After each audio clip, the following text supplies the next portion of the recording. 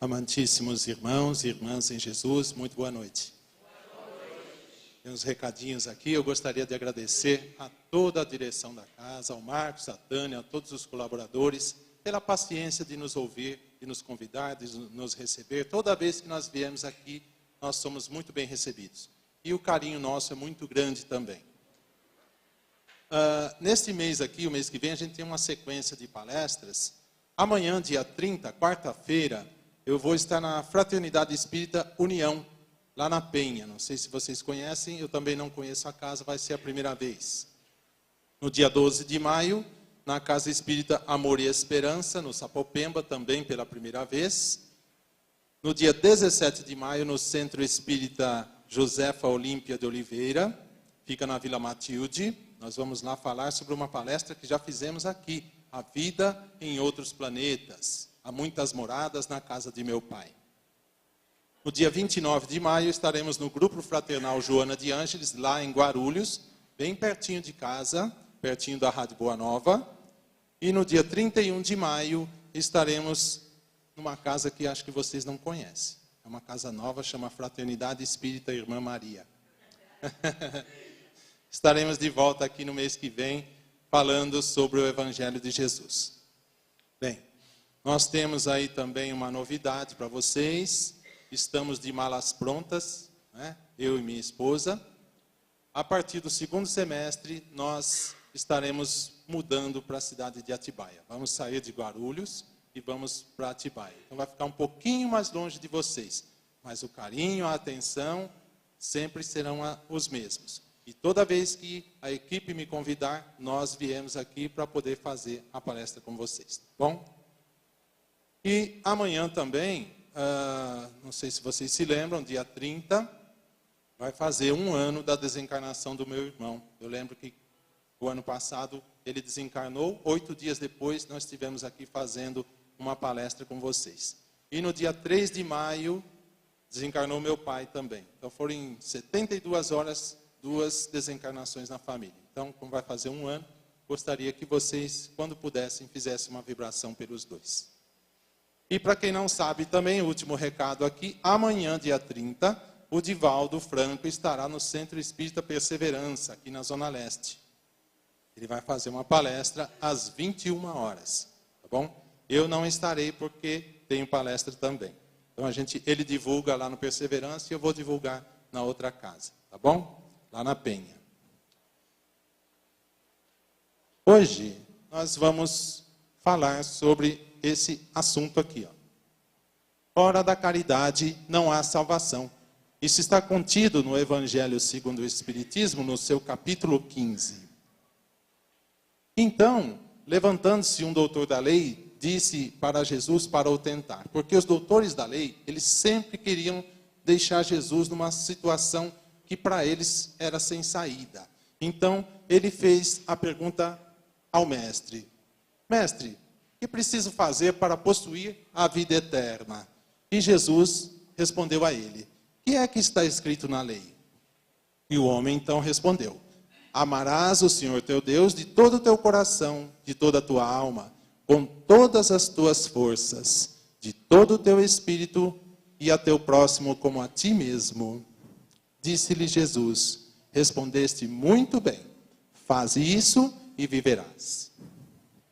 Mas o homem ainda insistiu e perguntou para Jesus, mas quem é o meu próximo? E Jesus, então, tomando a palavra, lhe disse, um homem descia da cidade de Jerusalém até Jericó. Então, Jesus começou a contar para ele a parábola do samaritano. E esse homem, ele viajava de Jerusalém para Jericó, e no meio do caminho, ele foi assaltado por ladrões, por malfeitores, num desfiladeiro. Os homens levaram todos os seus pertences, todo o seu dinheiro, levaram a sua montaria e também ainda aplicaram uma grande surra nele. Ele apanhou bastante, ficou sangrando. E deixaram aquele homem seminu e semimorto ali na estrada. Acontece que, depois de algum tempo, passou um sacerdote no local. Esse sacerdote viu o homem ali, mas ele resolveu ir embora. Logo na sequência, passou um levita. E o levita também viu o homem ensanguentado, não queria se comprometer com a situação. Foi embora e deixou o homem ali. E por último, chegou então um samaritano. O samaritano, a figura que Jesus se utiliza nessa parábola.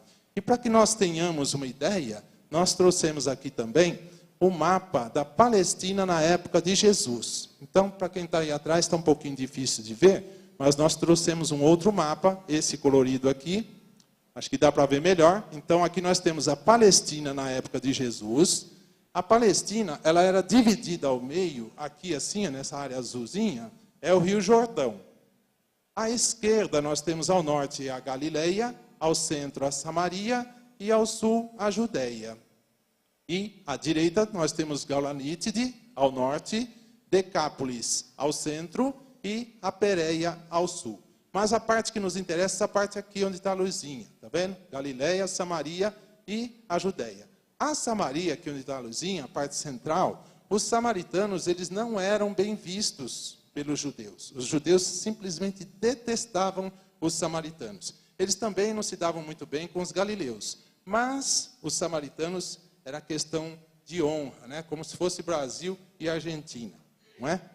Então, foi justamente essa figura do samaritano que Jesus se utilizou na sua parábola para passar o ensinamento ao doutor, ao mestre da lei.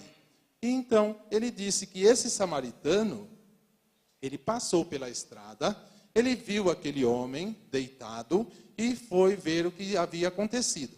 Constatou que esse homem estava vivo. Sim, ele estava vivo. Então, ele desceu de sua montaria, prestou os primeiros socorros, colocou azeite, colocou unguento nas feridas, pôs esse homem em sua montadura e o levou até a estalagem. Lá ele chegou e deu uma boa quantia de dinheiro para o estalajadeiro, o dono da hospedagem, e disse que aquele dinheiro era para ser usado enquanto o homem ali estivesse. E quando ele, o samaritano, retornasse de sua viagem, se o homem estivesse gastado um pouco mais, ele pagaria a diferença. E Jesus, então, voltando-se ao doutor da lei, perguntou qual dos três foi o próximo daquele homem que estava adoecido. E o doutor da lei teve de responder que foi o samaritano. E Jesus, então, lhe disse, faça a mesma coisa e você vai ganhar o reino do céu.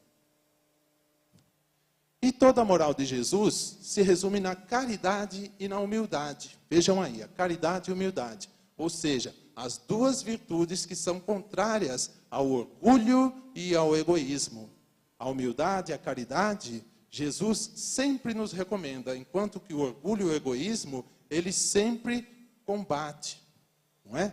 E Jesus também não considera, portanto, a caridade apenas como uma das condições para a nossa salvação, mas como a única condição. Então vejam que nós colocamos aqui em vermelho, a caridade é a única condição, é a condição única para a nossa salvação. Então vejam qual a importância de nós praticarmos a caridade. E aí temos o mandamento maior. Tudo isso no capítulo 15 do Evangelho segundo o Espiritismo. Mas os fariseus, tendo sabido que Jesus calara a boca dos saduceus, eles se reuniram e um deles, que era doutor da lei, também tentando Jesus, fez a questão: Mestre, qual o grande mandamento da lei? E Jesus respondeu assim: Amarás o Senhor teu Deus de todo o teu coração, de toda a tua alma e de todo o teu espírito. Esse, o maior e o primeiro mandamento. E aqui está o segundo, que é semelhante ao primeiro. Amarás o teu próximo como a ti mesmo. Toda a lei e os profetas estão contidos nesses dois mandamentos. Isso está em Mateus, capítulo 22, versículos 34 a 40. Então temos aí, a caridade e a humildade são as sendas da salvação, enquanto que o orgulho e o egoísmo são as chaves da perdição.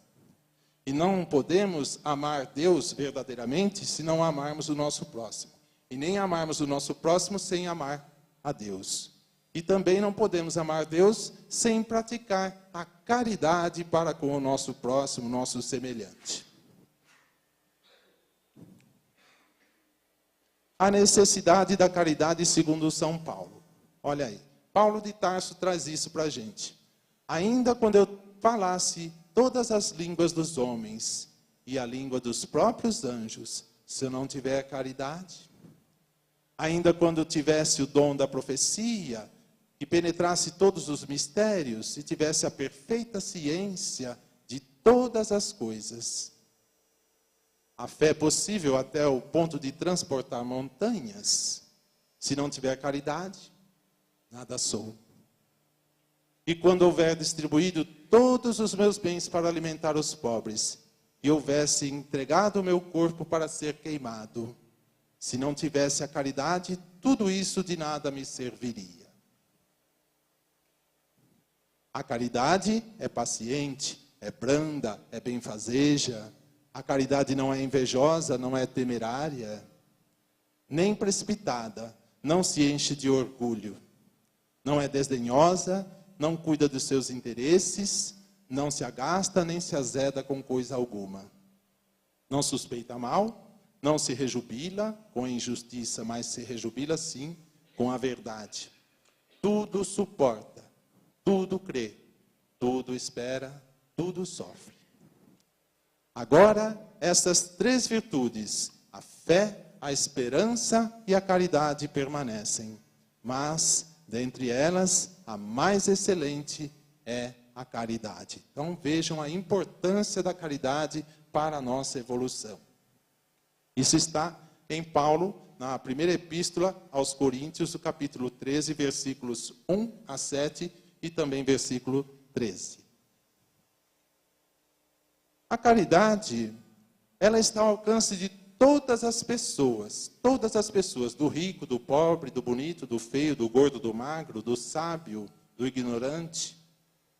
E ela independe de qualquer crença religiosa. Então, qualquer pessoa, independente da sua religião, pode e deve praticar a caridade. Não é? Nós temos vários exemplos e alguns a gente vai citar aí. Dentro do Evangelho segundo o Espiritismo, no seu capítulo 15, nós temos essa frase aí. Fora da igreja não há salvação. Só que essa frase não foi dita por Jesus. Não foi Jesus que disse isso. Fora da igreja não há salvação. Jesus disse fora da caridade, mas fora da igreja é coisa do ser humano. O ser humano que tinha assim, interesses particulares de trazer os homens, as pessoas para a sua igreja. Não é? Então, colocou essa informação, que na verdade não é verdadeira. Por quê?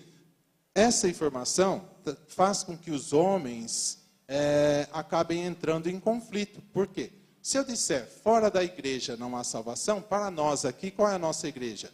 Representa o centro espírita. Mas para os católicos, é a igreja católica.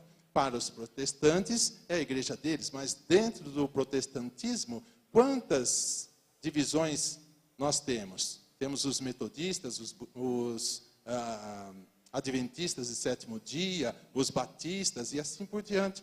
Qual é a igreja que vai trazer a salvação? E o budismo? O que diremos? Da quimbanda, do candomblé, da umbanda? Não é? Se formos lá, eles vão dizer que a salvação está lá. Então isso traz uma divisão, traz algo que não é bom para o ser humano. Da mesma forma, nós também temos no Evangelho segundo o Espiritismo essa frase, fora da verdade não há salvação. Também outra colocação equivocada do próprio ser humano. Não foi Jesus também que fez essa colocação. Por quê? Quem somos nós, seres humanos da Terra, para termos conhecimento da verdade? Quem somos nós, não é?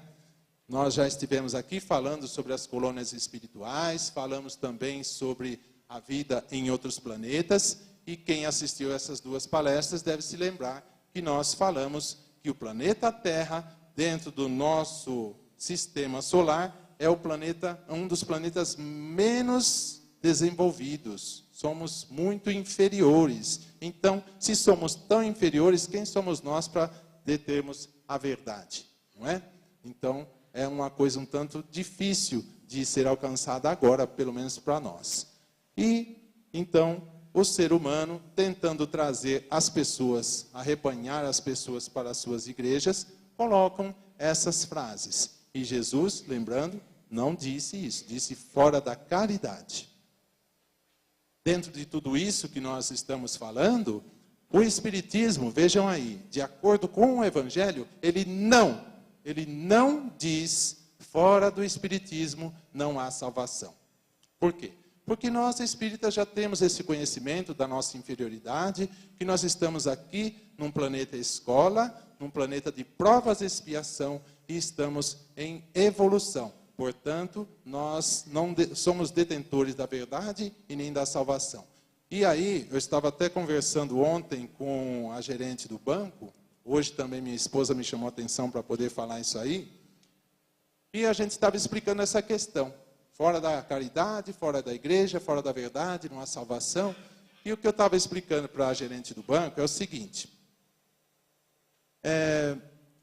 Nós ainda somos muito inferiores e temos muito de aprender. Então, quando nós dizemos fora da igreja não há salvação, fora da verdade não há salvação, nós não estamos seguindo os ensinamentos de Jesus. Até porque nós citamos algumas religiões aqui, que a gente lembrou de cabeça. Então, o que diz? Qual é a melhor religião?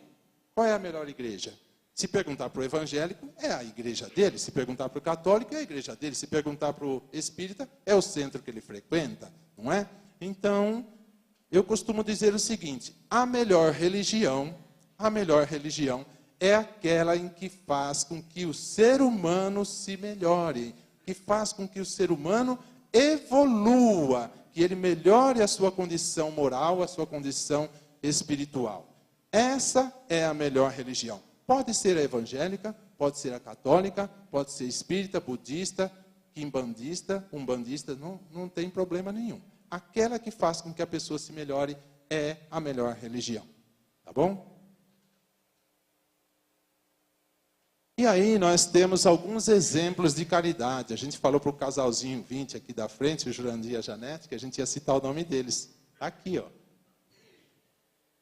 O Jurandir e a Janete, para quem não conhece, o casal 20 aqui, nossos amigos que participaram conosco da apresentação dessa palestra aqui, a Rosa Azul, que nós fizemos aqui. Que a Rosa Azul é o símbolo da fraternidade espírita Irmã Maria. E eu me lembro que estava chegando bem próximo do final da palestra, quando eu chamei o casal aqui na frente para me ajudar a contar esse final. E aí, acabei entregando uma rosa azul na mão da Janete. Ela levou essa rosa e eles, depois do trabalho aqui em cima, desceram para a sala de tratamento espiritual. Lá chegando, eles depararam com uma moça que estava passando por um tratamento. O seu marido estava em fase terminal no hospital. E a Janete tinha acabado de receber a rosa azul da minha mão. Mas ela não teve um pingo de dúvida. Ela deu essa rosa na mão da mulher, na mão da moça, e pediu para que ela entregasse para o seu marido lá no hospital. E ela assim o fez. Eu fiquei sabendo do desenrolar dessa história há 2 semanas. Eu até então não sabia. Quando eles me falaram, eu fiquei assim, muito emocionado. Ela foi até o hospital e entregou aquela rosa para o marido. E ele ficou tão contente que ele pediu para que a mulher plantasse em casa, mas a rosa não tinha raiz. E na sequência chegou no hospital onde ele estava um grupo espírita, o qual eu também não conheço, e chegou trazendo uma mensagem para aquele rapaz que estava em fase terminal. E qual era o teor da mensagem? A rosa azul. Então vejam que foi uma intuição que eu tive de fazer essa palestra aqui, e essa intuição estava mais do que certa, né? Então a gente soube que a rosa que nós trouxemos, a palestra que a gente passou, trouxe alguma coisa de bom para alguém. E dentro dos exemplos de caridade, nós temos também a juventude espírita da fraternidade Irmã Maria. Tem alguém da juventude aqui? Juliana? Quem mais? Quem mais? Então, sintam-se homenageados aí.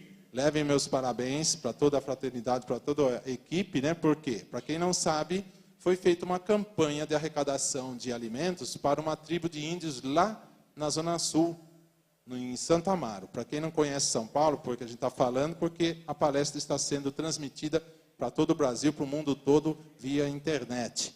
Então, quem não conhece São Paulo, nós estamos aqui na zona leste da capital, e eles foram até a zona sul, em Santo Amaro. É muito longe, muito longe. Eles abdicaram dos seus lares, do conforto dos seus lares, no domingo, logo pela manhã, e foram até lá para entregar esses mantimentos aos índios que estão tão necessitados. Então, não deixa de ser um belo exemplo de caridade.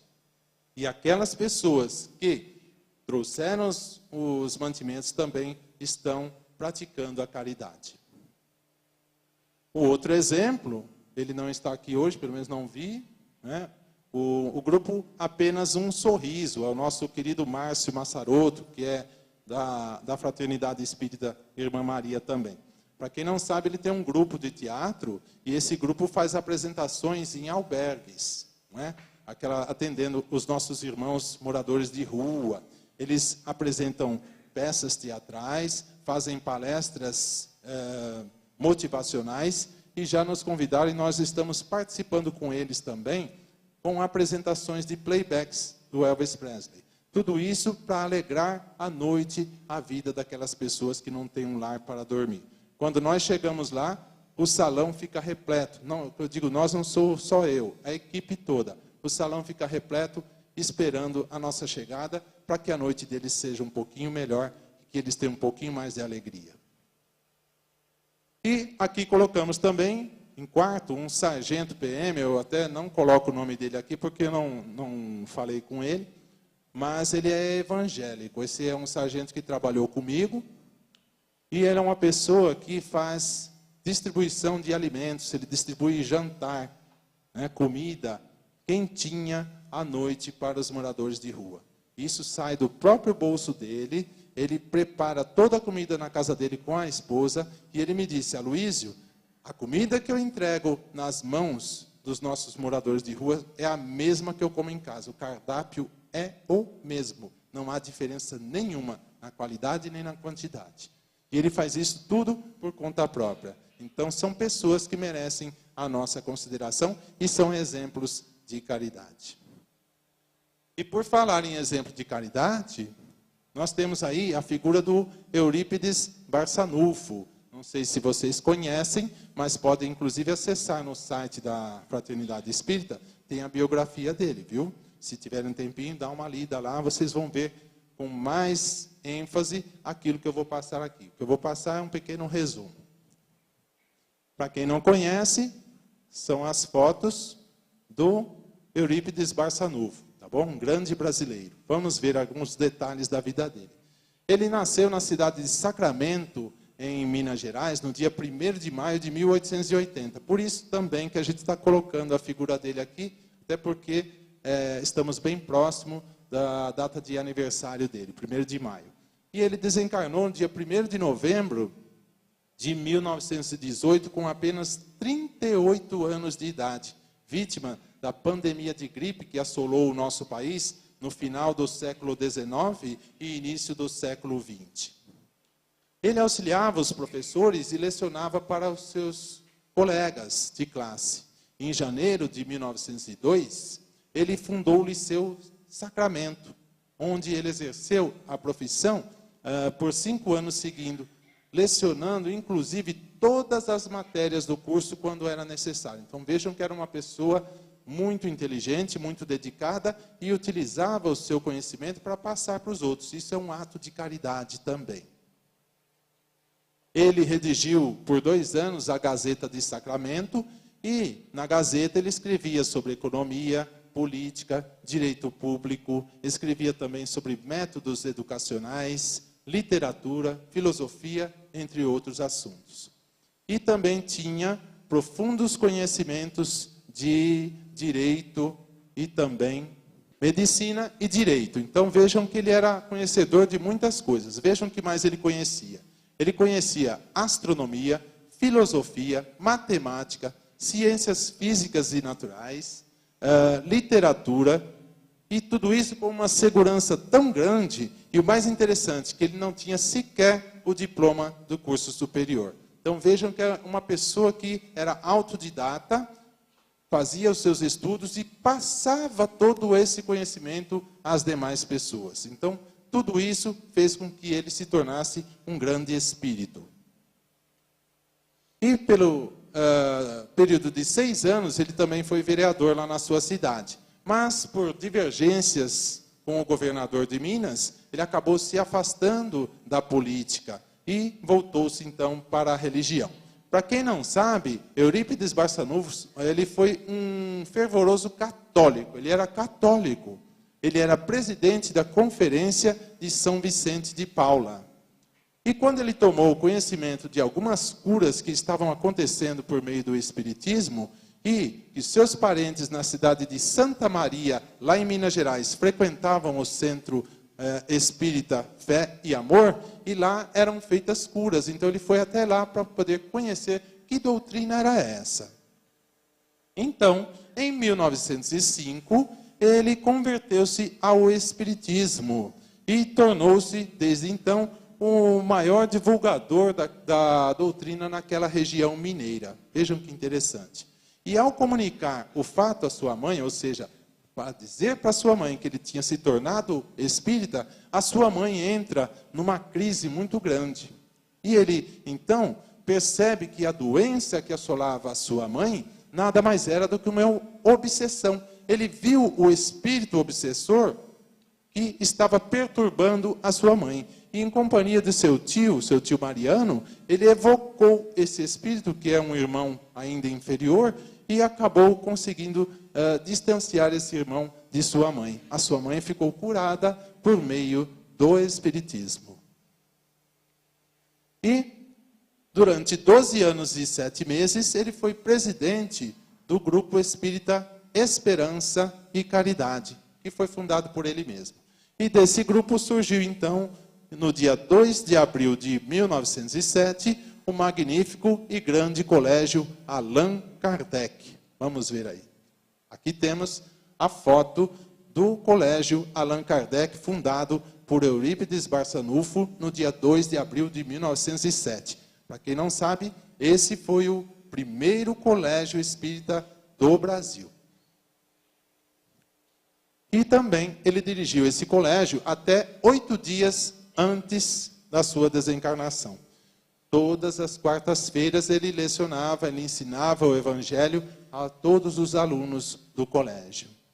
E certa vez, conta-se que Eurípides estava dentro da sala de aula, ele estava lecionando, de repente, ele, em espírito, ele se desloca até a cidade de Versalhes, lá na França. Se desloca lá, era a época logo depois da Primeira Guerra Mundial, ele vai até uma reunião. E lá, ele então traz os nomes dos participantes dessa reunião, a hora exata em que aconteceu essa reunião e traz detalhes de tudo, quando ele volta para o seu corpo na sua cidade. Ele também assistiu nessa reunião a assinatura do célebre Tratado de Versalhes. Então, para quem não sabe, para quem está fazendo o curso na área da doutrina espírita, a esse fenômeno nós damos o nome de bicorporeidade. E não é qualquer médium que tem esse dom. Eurípides Barçanufo tinha e Santo Agostinho também. Ou seja, você está fisicamente num local, o seu perispírito se desloca até um outro local, ele vai lá, participa do evento e retorna para o corpo físico. Vejam que ele tinha realmente muitos dons. Só que a Igreja Católica, ela tomou conhecimento de tudo isso e não está gostando de nada do que estava acontecendo. Então desenvolveu uma campanha difamatória contra o Eurípides Barçanufo. E ele então participou de um debate numa praça pública com o reverendo Feliciano Iag, que veio de Campinas, no interior de São Paulo. Esse reverendo ele era especialista em pregações evangélicas, era muito respeitado.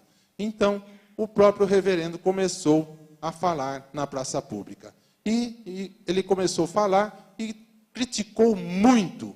Ele fez fortes críticas contra o espiritismo, dizendo que a doutrina espírita nada mais era do que uma doutrina voltada para o diabo. era coisa do diabo, do capeta, do demônio. E Eurípides estava tranquilo ali, ouvindo tudo aquilo, embora não concordasse com nada do que o reverendo estava falando.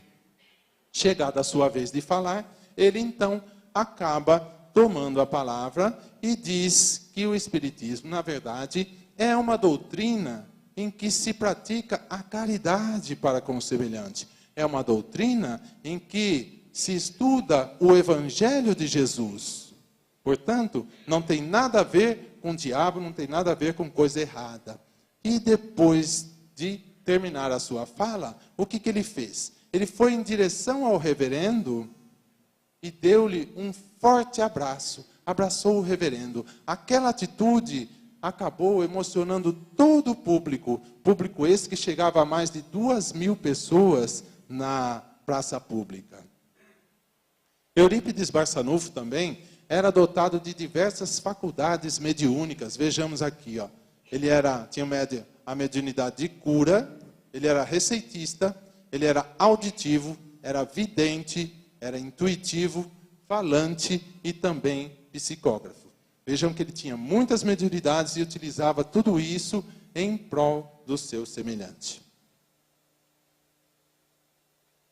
Com auxílio dos espíritos superiores, dentre eles o Dr. Bezerra de Menezes, o nosso Barçanufo curava quase todas as enfermidades, quase todas as doenças.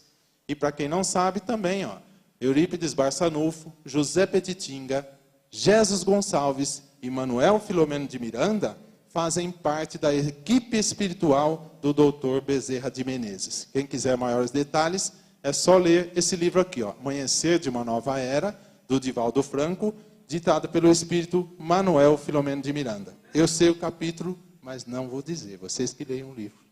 Né? Fica muito fácil. Então a gente trouxe aqui, ó, antes desse livro, vocês devem ler esse aqui, tá? Transição Planetária, que a gente já mostrou. Aliás, eu trouxe aqui, o meu está aqui. Quem está aqui na frente está vendo que está cheio de papel dentro do livro. São anotações e pesquisas que eu faço para poder trazer para vocês nas palestras.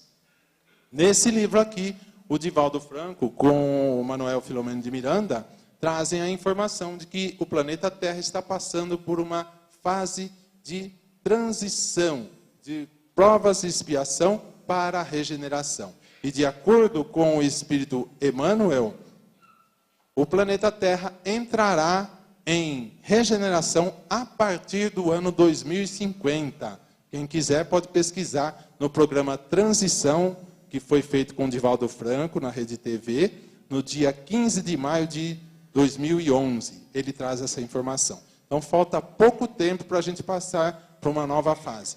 Aqueles e aquelas que quiserem aqui permanecer ou retornar numa outra vivência, vão ter de se melhorar muito para poder ficar no mundo de regeneração. Começando por esse que vos fala.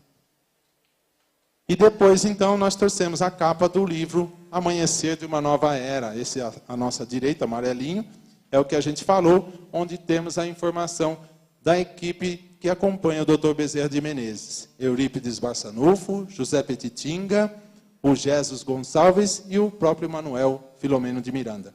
Ao ler esses dois livros, vocês vão se emocionar muito, porque vocês vão ter uma ideia de como a espiritualidade trabalha para nos ajudar. E também para ajudar os nossos irmãos recém-desencarnados. Tudo isso pela caridade. Que Jesus os abençoe. Olha ele aí, uma bela figura, né?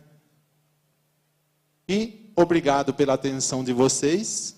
Contatos para quem quiser. Nós temos aí o Facebook. É só procurar pelo meu nome, Aloísio Rocha. É Aloísio com U e com S. Tá bom? Colocar outro não vai me achar. E o e-mail nós temos aqui, aloisioroque, com C mudo, @gmail.com. Tá bom? Então, a nossa apresentação da palestra termina aqui. Que todos vocês possam ser centelhas de luz. Que vocês possam iluminar o caminho por onde vocês vão passar. Todas as avenidas, todas as ruas, todas as alamedas, todas as casas por onde vocês passarem, que vocês possam deixar um pouco de luz. E com essa luz, que todas as pessoas sejam beneficiadas e assim nós consigamos a paz tão almejada por todos nós. Que todos vocês fiquem com Jesus e que sejam abençoados pela espiritualidade superior. Muito obrigado.